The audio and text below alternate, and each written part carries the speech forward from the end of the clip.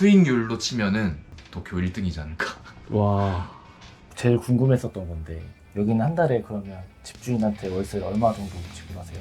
여기가 지금 벚꽃도 예쁘게 피고, 사실 다들 한국에서 오는 분들 나카메구로 이런 데 많이 가시거든요. 그러면 베드랑 이런 거 다 포함해서 대략 어느 정도 비용 드셨어요? 저가 아마 도쿄에서도 제일 저렴하게 하지 않았을까 싶은데, 오, 팁이 있나요? 저렴하게 민박집 세팅할 수 있는?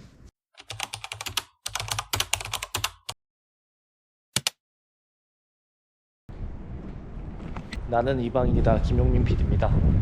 오늘 처음으로 일본 게스트를 만나러 가는데 도쿄에서 민박집을 하고 계시다고 해요. 어떠한 또 백그라운드로 일본까지 오셔서 이런 사업을 하시는지 인터뷰 한번 재밌게 진행해 보도록 하겠습니다. 가시죠. 와, 기분 좋게 벚꽃이 펴 있네요. 안녕하세요. 안녕하세요. 처음 뵙겠습니다. 뵙겠습니다. 제 일본 첫 게스트세요. 영광입니다. 제가 영광입니다. 자기소개 한번 해주실 수 있나요? 저는 지금 32살 장준호라고 하고요. 이제 일본에서 사업 시작해서 에어비앤비 사업으로 좀 먹고 살아가보자 노력하고 발버둥 치고 있습니다. 그럼 오늘은 민박집 하나 소개해 주시는 건가요? 예, 이번에 오픈 준비하고 있는 집 하나 소개해드리겠습니다. 가깝나요, 여기서? 예, 바로 1분 거리에요.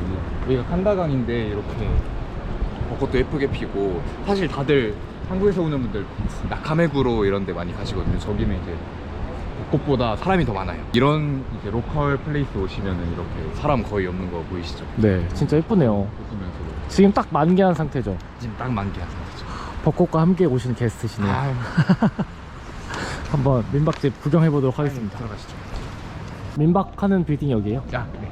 여기는 타카다노바바라는 동네예요. 한국으로 치면은 연남동에 가깝지 않나 이렇게 생각하고요. 신주쿠에서 한정거장 떨어진 느낌이고, 대학생들이 많은 느낌이에요. 그래서 이렇게 동네는 예쁘면서 가성비 있으면서 예쁜 밥집, 카페 이런 거 많고 그런 느낌입니다. 좋습니다. 그럼 같이 올라가 볼까요? 예. 물건 자체는 편하게. 사장님 죄송한데 이거 혹시 이게 그 서티피케이션 같은 거? 네, 이거 그럼 찍으면 안 됩니다, 이게. 네네. 그 뭐라 그래야 돼? 보안? 그죠. 저런 허가를 받고 시행한다. 실례하겠습니다. 우와, 베드가 3개나 있네요? 베드 3개, 소파 베드 하나 이렇게. 오픈 준비 중이라 좀 어수선하긴 한데 이렇게 너무 정리되지 않은 모습으로 죄송합니다. 이렇게. 괜찮습니다. 준비 중이니까 보시는 맞아요. 분도 이해하실 거고 맞아요. 딱 들어오면은 이렇게 보입니다. 에어비라서 이제 이렇게 키친이 있어서 조리가 다 가능하고요. 호텔과 다르게 식기나 이런 게 다 있기 때문에 소파에 이런 의자도 준비되어 있으니까 식사하실 수 있는 공간, 아니면 작업하실 수도 있고요. 손님이 4분 들어오셨을 때 여기 소파 베드로 이제 베드로 하나 준비해드려서 4분도 여기서 주무실 수 있고. 그럼 여기는 총 몇 명까지 예약을 받는 건가요? 4명까지 받고 있습니다. 4명까지. 또 여기 좀 요새 감성으로 좀 MG 감성으로. 여기는 화장실. 네. 변기를 따로 빼는 경우도 있지 않아요? 일본은? 그게 더 선호해요, 일본에서는. 근데 이런 숙박시설이나 호텔 같은 경우에는 이게 더 관리나 이런 게 더 편한데, 오히려 야칭, 친료 그 월세가 더 싸지는 포인트가 되죠. 일본인은 그렇게 선호하지 않지만 숙박시설에서는 오히려 이거는 세탁기. 세탁기 해서 건조라서 이제. 그럼 세탁기랑 건조가 다 같이 되는 다 거예요? 되죠, 네. 오. 여기 안쪽에는 혹시 이거 창고로 지금 이용 중인데 현재는 너무 번잡해서. 괜찮습니다. 옷 같은 거 준비 보실 수 중이니까. 있고. 네. 네.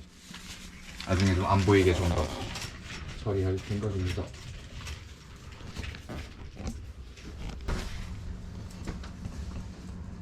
그래서 이렇게 좀 사이즈 있더라도 이런 에어비 같은 경우에는 원룸으로 이렇게 터서 운영하는 게 많은 것 같아요. 에어비의 강점은 이제 아예 일본 호텔 같은 경우에는 이제 거의 2명만 받고 3명, 4명이서 묵을 수 있는 방이 거의 존재하지가 않아요. 그러면 스위트룸으로 아예 잡아야 하는데, 그럼 이제 뭐 한 10만 원대부터 20만 원 이래버리니까 예약할 엄두를 못 내는 거죠. 외국 분들이 거의 이용하시는 거예요. 그래서 4명 이상 왔을 때는 에어비앤비를 예약할 수밖에 없구나. 무조건 에어비앤비로 해서 이제 그쪽에서 경쟁력이 좀 있지 않을까 생각합니다. 그럼 사장님도 이거 세팅되면 다 에어비앤비로 플랫폼 사용하시나요?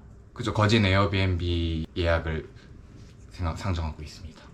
그럼 타겟은 한 3, 4명씩 오시는 분들이 그죠. 주 대상 되겠네요. 친구분들, 가족분들 이렇게. 가족 오면 딱 좋을 것 같아요. 맞아요. 베드가 3개라 뭐 어린 자녀 중간에 재우고 맞아요. 엄마 아빠 양쪽에서 자면 딱 좋을 것 같습니다. 베이비 가드도 이렇게 준비해놨거든요. 그래서 애기들 떨어지지 않게 재울 수도 있고. 또 보면 이제 동남아나 이런 몇몇 국가에서는 꼭 가족끼리 꼭 같이 묵어야 한다. 가족 간의 그런 가족 애라고 하나 그런 게 강한 게 많아서 그런 분들은 꼭 에어비앤비만 아예 검색을 해서 오는 경우가 많더라고요.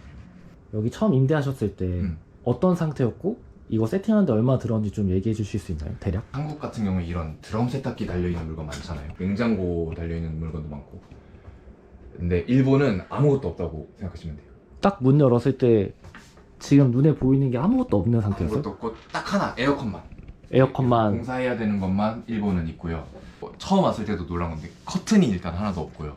그래서 1층 살면 그냥 커튼 살 때까지 옆 사람하고 마주봐요. 조명도 없어요. 그러면 지금 눈에 보이는 거 다 대표님이 다 세팅한 거예요? 없죠. 네. 와, 그러면 베드랑 이런 거 다 포함해서 대략 어느 정도 비용이 드셨어요? 저가 아마 도쿄에서도 아마 제일 저렴하게 하지 않았을까 싶은데 오, 팁이 있나요? 저렴하게 민박집 세팅할 수 있는? 당근을 많이 이용했습니다. 저는 일본에도 당근이 있어요? 당근이 있습니다. 운동을 나름 열심히 시작을 했는데 그거 하면서 이거 하나하나를 다 직접 옮겼어요. 하면서 이런 쇼파랑 이런 거 다요?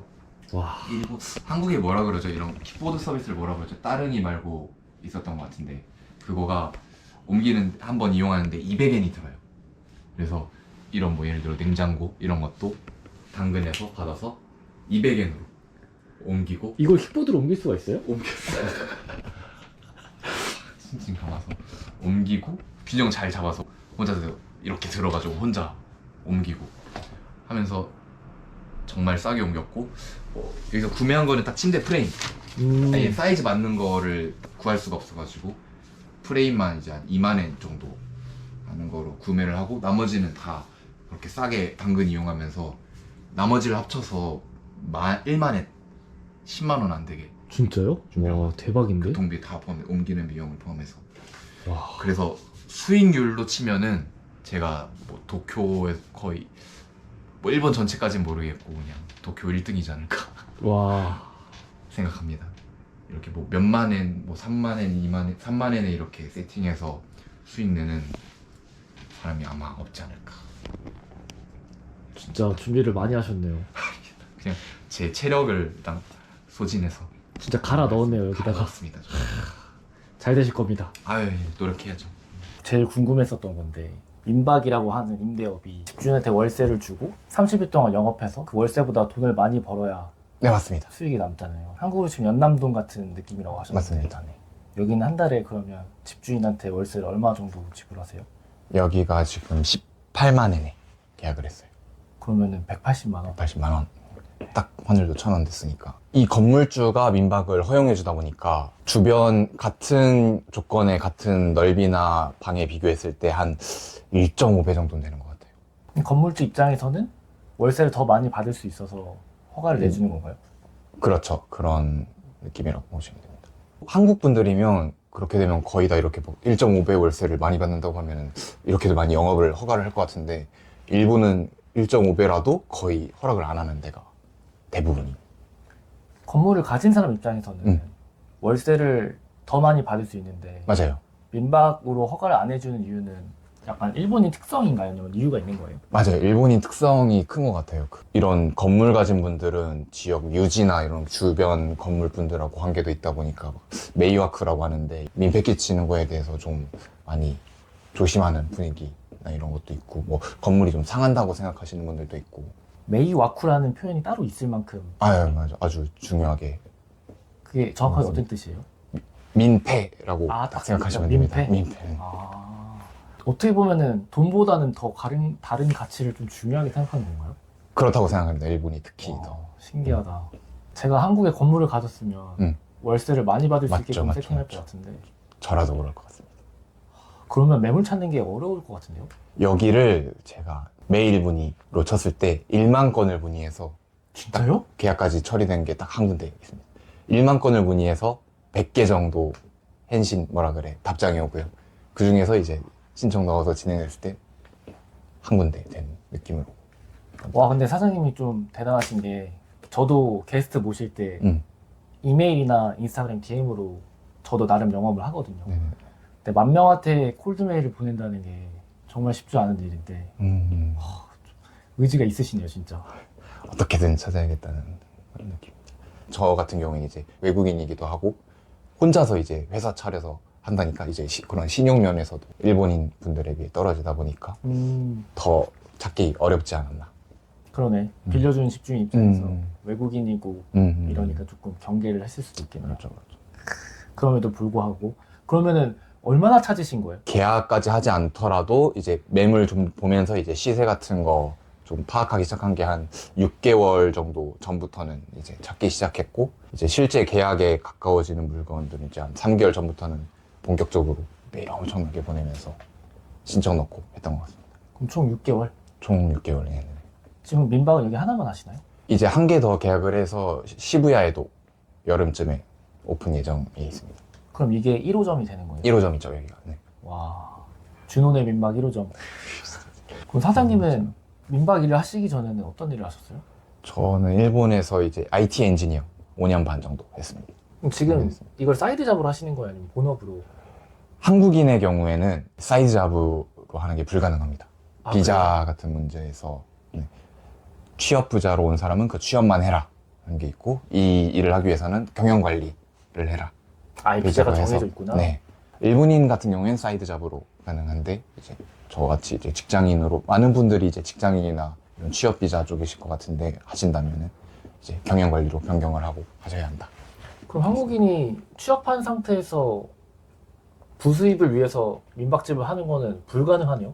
불가능하고요.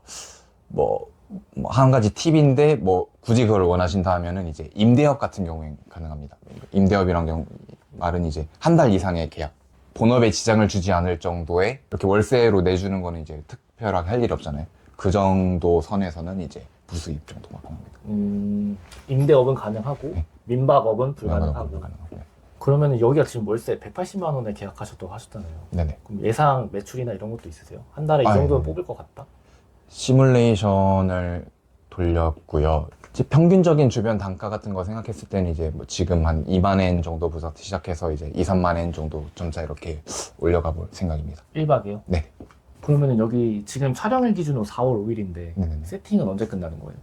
세팅 이제 이번 주 안으로 바로 끝나는 느낌입니다. 이제 렉설치하고 정리하면 아예 끝나는 느낌이라서요. 네. 잘 됐을 때 시뮬레이션 생각하면은 30일 기준으로 1박에 2만 엔이면은 한국도 20만 원이잖아요. 네네네. 그러면은 20만 원 곱하기 30일 하면은 600만 매출이 600이고 네. 거기에 이제 월세랑 뭐 그런 것들 빼면은 대충 순수익이 나오겠네요. 그렇죠.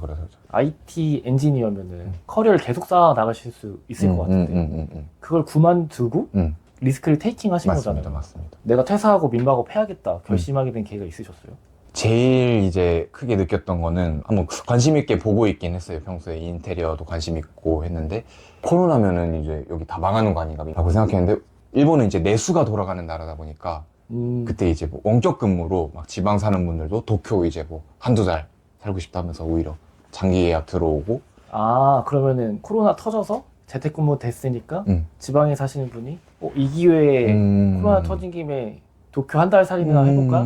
럭키비키잖아 하고 오히려 그렇게 몰린 거예요. 하는 분들이 오히려 있었고, 또 일본이 이제 자영업자들을 버리지 않았더라고요. 그때 보조금 지원했던 게 이제 업종마다 다르긴 한데 한 달 매상을 그냥 보조금으로 다 지원한 경우가 많았어요.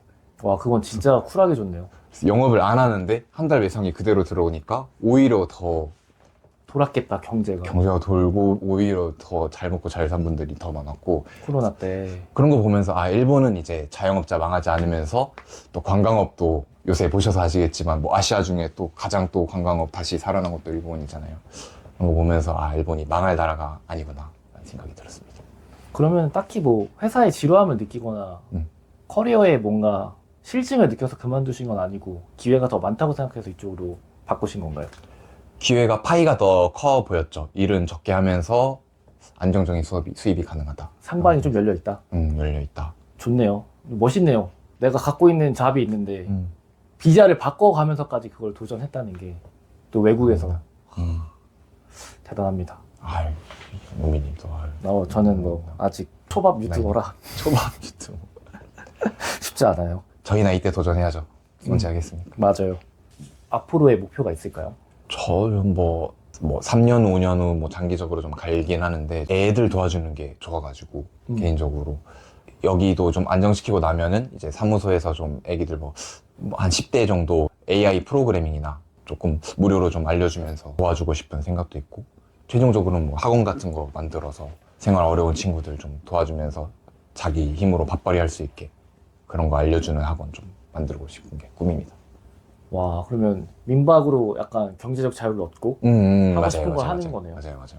너무 좋은 꿈입니다. 이렇게 보람 느끼는 게 되게 중요한 것 같아요. 인간이 맞아요. 살면서.